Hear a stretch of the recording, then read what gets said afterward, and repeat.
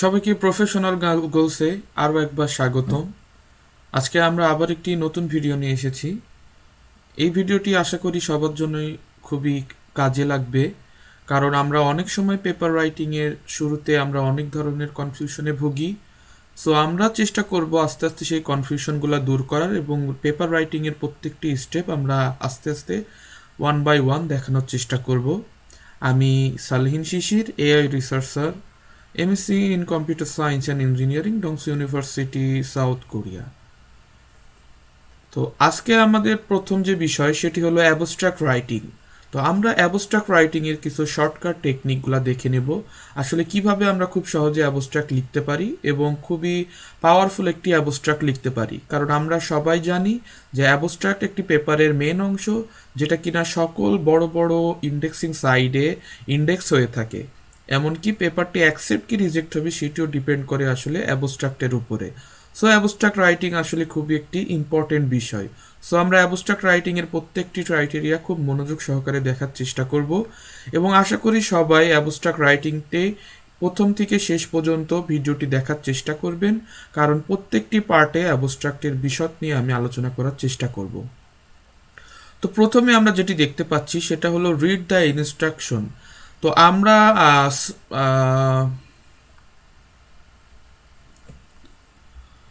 প্রথমে আমরা যেটা দেখতে পাচ্ছি সেটা হলো রিড ইন্ট্রোডাকশন। তো আমরা অ্যাবস্ট্রাক্ট রাইটিং এর শুরুতে আমরা চেষ্টা করব যে আমরা পেপারের যে ইন্ট্রোডাকশন পার্টটা আমরা লিখব সেই পার্টটা আমরা খুবই মনোযোগ সহকারে দেখব, যে আসলে আমরা এই ইন্ট্রোডাকশন পার্টটা থেকে কি কি লিখেছি এবং সেইখান থেকে আমরা চেষ্টা করব খুব শর্ট সামারি করে একটা বা দুইটা লাইন ইম্পর্টেন্ট, একটা বা দুইটা লাইন নেয়ার। এই লাইনটা নিয়ে আমরা একটি নোটপ্যাড বা একটি ডক ফাইলে নিয়ে সেই ফাইলটি রেখে দিব। সেই ফাইল থেকে আমরা দুইটি বা তিনটি আমরা যেটা দেখতে পাচ্ছি সেটা হলো রিড ইন্ট্রোডাকশন। তো আমরা অ্যাবস্ট্রাক্ট রাইটিং এর শুরুতে আমরা চেষ্টা করব যে আমরা পেপারের যে ইন্ট্রোডাকশন পার্টটা আমরা লিখব সেই পার্টটা আমরা খুবই মনোযোগ সহকারে দেখব, যে আসলে আমরা এই ইন্ট্রোডাকশন পার্টটা থেকে কি কি লিখেছি এবং সেইখান থেকে আমরা চেষ্টা করব খুব শর্ট সামারি করে একটা বা দুইটা লাইন ইম্পর্টেন্ট, একটা বা দুইটা লাইন নেয়ার। এই লাইনটা নিয়ে আমরা একটি নোটপ্যাড বা একটি ডক ফাইলে নিয়ে সেই ফাইলটি রেখে দিব। সেই ফাইল থেকে আমরা দুইটি বা তিনটি সেন্টেন্স লিখে রেখে দিব।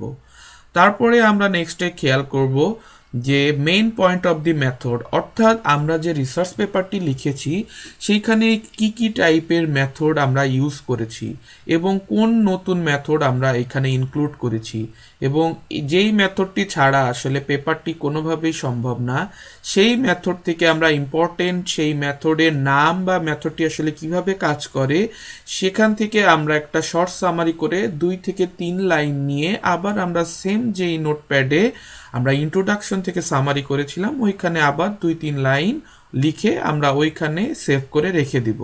সো অবশ্যই আপনারা বুঝতে পেরেছেন যে মেন পয়েন্ট অফ মেথড মানে হলো আমার পেপারের নতুন আমি যে বিষয়টা নিয়ে কাজ করছি সেইটার একটা শর্ট সামারি হবে এবং সেই সামারিটা খুব বেশি বড় না, অবশ্যই আমরা খেয়াল রাখবো সেটা 2 বা 3 লাইনের যেন বেশি না হয়। দেন আমরা দেখব যে এক্সপেরিমেন্টাল রেজাল্ট। আসলে আমরা সবাই যে কোনো ফিল্ডের পেপারই করি না কেন তার অবশ্যই একটি মেইন আউটপুট বা রেজাল্ট আমরা আসলে পেয়ে থাকি। তো ওই রেজাল্ট বা আউটপুটের যদি কোনো পার্সেন্টেজ থাকে বা কোনো রেঞ্জ থাকে তাহলে আমরা এক লাইনের ভিতরে ওই পার্সেন্টেজ বা রেঞ্জের একটা সামারি আপ নিতে পারি।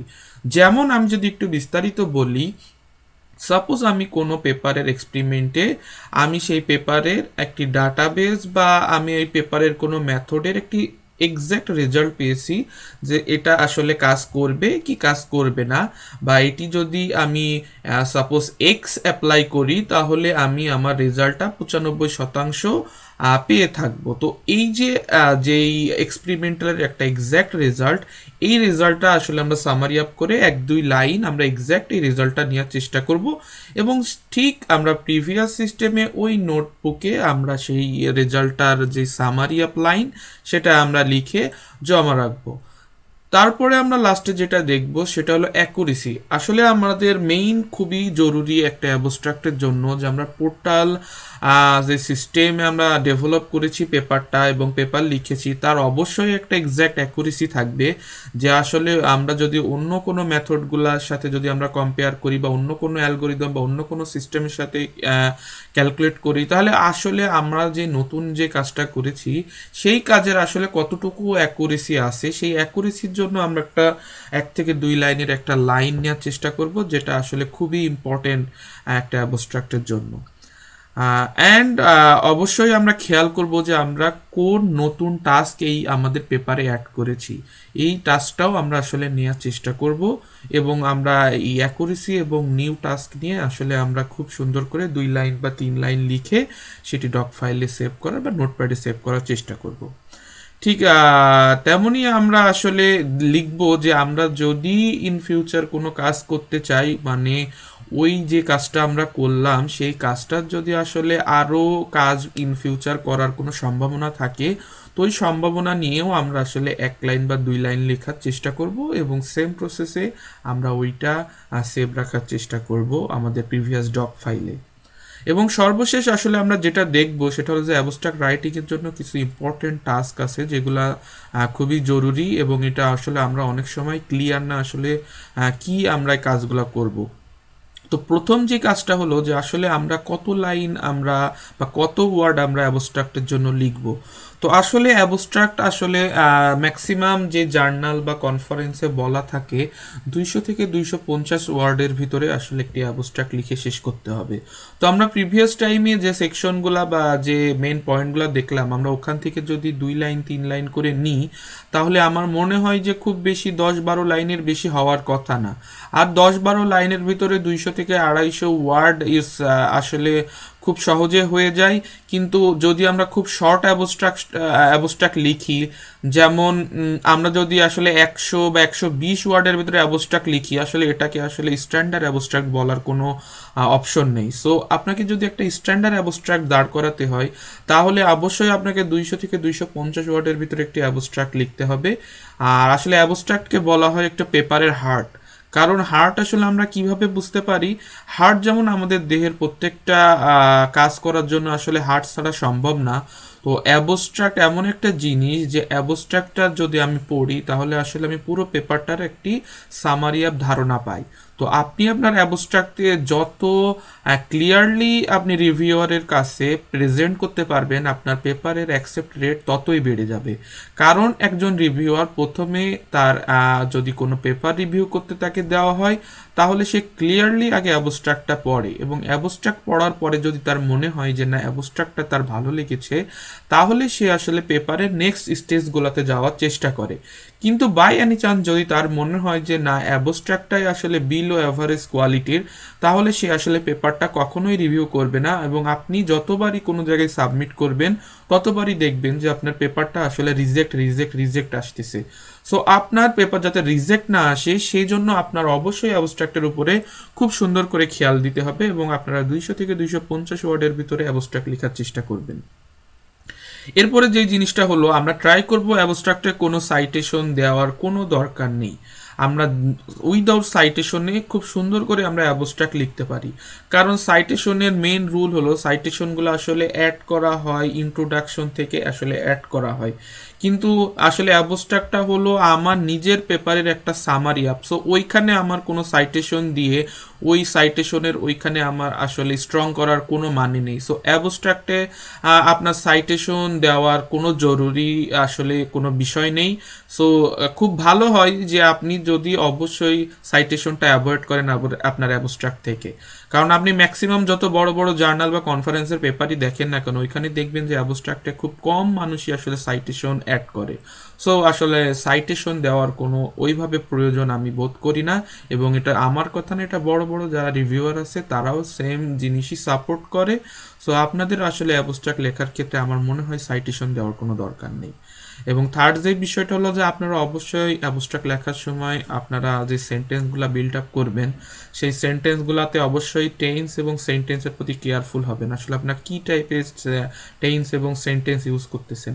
কারণ টেন্স এবং সেন্টেন্সটা আসলে ডিপেন্ড করে যে আপনি এটা পাস্টে, ফিউচারে না প্রেজেন্টে বোঝাচ্ছেন। সো এটা আসলে খুবই ইম্পর্টেন্ট। আর সেন্টেন্সগুলো আসলে কমপ্লেক্স কম্পাউন্ড সেন্টেন্স ইউজ করবেন না সিম্পলি সেন্টেন্স ইউজ করবেন, এটা টোটালি আপনার বিষয়। তবে আমি সাজেস্ট করব যে আপনারা ট্রাই করবেন যে সেন্টেন্সটা যেন অ্যাটলিস্ট কম্পাউন্ড সেন্টেন্স হয়, তাহলে আসলে আপনি একটু বেশি আপনার অ্যাবস্ট্রাক্টটা আরও বেশি ক্লিয়ার করে তুলে ধরতে পারবেন। কারণ যেহেতু আপনার একটি ওয়ার্ড লিমিটেশন আছে, সো আপনি অনেক বেশি কিছু লিখতে পারবেন না, আবার অনেক কম লিখলেও হবে না। সো আপনারা ট্রাই করবেন যে কম্পাউন্ড সেন্টেন্স ইউজ করা, যাতে হয়তো সেন্টেন্সের সংখ্যা কম হবে কিন্তু ওয়ার্ডগুলো বেশি হবে, সো আপনি ওটা খুব সুন্দরভাবে ক্লিয়ারভাবে তুলে ধরতে পারবেন। সো এইভাবে আসলে আপনি অ্যাবস্ট্রাক্ট ট্রাই করতে পারবেন। এবং লাস্টলি খুব মোস্ট ইম্পর্টেন্ট কথা হলো যে আপনারা কেউ কখনোই অ্যাবস্ট্রাক্ট দিয়ে পেপার শুরু করবেন না। ট্রাই করবেন টোটাল পেপার যখন কমপ্লিট হয়ে যাবে, টোটাল সব সেকশনগুলো যখন কমপ্লিট হয়ে যাবে, তার মানে হলো যে ইন্ট্রোডাকশন, লিটারেচার রিভিউ বা related work, methodology, experiment, future work, reference সব যখন শেষ হয়ে যাবে, তখন আপনি ট্রাই করবেন সেই আগের সেকশনগুলো থেকে নিয়ে নিয়ে আসলে আপনি অ্যাবস্ট্রাক্টটা বিল্ড করবেন। কখনোই আসলে আপনারা ট্রাই করবেন না যে আমি প্রথমে অ্যাবস্ট্রাক্ট লিখব তারপরে আসলে আমি অন্য সেকশনগুলো লিখব, কারণ অ্যাবস্ট্রাক্ট আসলে টোটাল পেপারের সামারি। সো আপনি যদি টোটাল পেপারটাই যদি শেষ না করেন তাহলে আসলে অ্যাবস্ট্রাক্ট লেখা সম্ভব নয়। সো বেস্ট আইডিয়া হলো আপনারা ট্রাই করবেন যে সকল সেকশনগুলো লেখার পরে আপনি অ্যাবস্ট্রাক্টটা লিখবেন। সো যদি আপনারা এই সিস্টেমগুলো আসলে কেয়ারফুলি হ্যান্ডেল করেন, তাইলে আমার মনে হয় যে বেস্ট থেকে বেস্ট আপনারা অ্যাবস্ট্রাক্ট লিখতে পারবেন। সো আপনাদের সুবিধার জন্য আমি ট্রাই করব একটা অরিজিনাল পেপার থেকে আপনাদের এটা আরেকটু ক্লিয়ারলি আমি ডেসক্রিপশন দেওয়ার চেষ্টা করব। তো চলুন আমরা আসলে দেখি একটা পেপারে আসলে অ্যাবস্ট্রাক্ট এবং অন্যান্য সেকশনের যে বিষয়গুলো আছে এগুলো একটা আমরা শর্ট ফলো আপ করে আসি। তো চলুন আমরা এখন পেপারের দিকে যাই। তো এইখানে আসলে আমরা দেখতে পাচ্ছি যে এইখানে আসলে একটি পেপার আছে, পেপারটা আমরা টাইটেল দেখতে পাচ্ছি এবং অ্যাবস্ট্রাক্ট দেখতে পাচ্ছি। তো আমি প্রথমেই যেটা বলেছিলাম যে আসলে অ্যাবস্ট্রাক্ট আসলে 200 থেকে 250 ওয়ার্ডের ভিতরে হওয়া ভালো। তো আমরা এখানে দেখতে পাচ্ছি যে ওরা আসলে এইভাবে সেন্টেন্সগুলো বিল্ড আপ করছে। দেখেন এখানে একটা সেন্টেন্স, দেন একটা সেন্টেন্স ওরা কমপ্লেক্স কম্পাউন্ড মিক্সচার করে দেওয়ার চেষ্টা করছে। খুব বেশি সেন্টেন্স কিন্তু এখানে ওরা দেই নাই। সো আপনি এইখানে ওই 200 থেকে 250 ওয়াটের ভিতরে ট্রাই করলে আসলে আমি যে প্রসেসটা আপনাদের বলেছি সেটা আসলে আমার কাছে মনে হয় সবচাইতে best process for the abstract writing. So আপনারা এখানে ইন্ট্রোডাকশন থেকে একটু পার্ট নিতে পারেন, তারপরে আপনারা এই টাইপের মেথড থেকে পার্ট নিতে পারেন। এইভাবে আপনারা খুব সহজে আসলে এই পেপারের যেখানে মেন অ্যাট্রাকশন এবং মেইন আপনার মেথোডোলজি এই সব জিনিসগুলো থেকে আসলে আপনারা নিয়ে নিয়ে খুব সহজে আসলে আপনারা এই অ্যাবস্ট্রাক্টটা তৈরি করতে পারবেন। সো আরও যদি আপনারা ভালো অ্যাবস্ট্রাক্ট কিভাবে তৈরি করতে হয় এর জন্য আপনাদের উচিত আরও ভালো হাই ইম্প্যাক্ট ফ্যাক্টরের জার্নাল বা কনফারেন্স থেকে তাদের পেপারগুলো ডাউনলোড করে আপনারা কিছু অ্যাবস্ট্রাক্ট পড়লেন, তাহলে আপনারা খুবই সুন্দরভাবে ক্লিয়ার হয়ে যাবেন যে আসলে অ্যাবস্ট্রাক্টটা কীভাবে লিখতে হয়। সো আসলে অ্যাবস্ট্রাক্ট লেখার জন্য কিছু ক্রাইটেরিয়া খুবই ইম্পর্টেন্ট এবং আপনারা এগুলো ফলো করলে আশা করছি আপনারা খুব সুন্দরভাবে আপনারা অ্যাবস্ট্রাক্ট লিখতে পারবেন এবং আপনাদের আসলে অ্যাবস্ট্রাক্ট লিখে আপনাদের পেপারের অ্যাকসেপ্ট রেটও অনেক বেড়ে যাবে। সো আজকের মতো আপনাদের এইখানেই আমি শেষ করব। সো ভিডিওটি ভালো লাগলে অবশ্যই সাবস্ক্রাইব করবেন এবং লাইক, কমেন্ট এবং শেয়ার করবেন, এবং আপনারা নেক্সটে কী টাইপের ভিডিও চান সেটি অবশ্যই আমাকে কমেন্ট বক্সে জানাবেন। সো আজকের মতো এখানে শেষ করছি। সবাইকে অনেক ধন্যবাদ and thank you watching for our video.